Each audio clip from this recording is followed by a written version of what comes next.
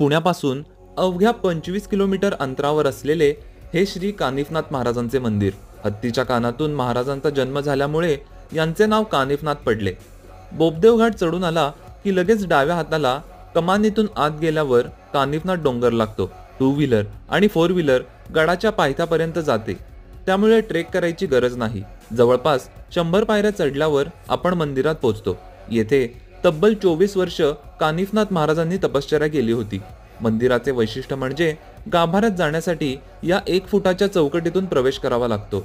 किती जाड माणूस असला तरी तो आत जातोच, हे इथले रहस्य. बोम गावातील आपल्या भक्तासाठी खास कानिफनाथ महाराज मढीवरून येथे आले असे सांगण्यात येते. दुपारी आरती झाल्यावर महाप्रसाद असतो.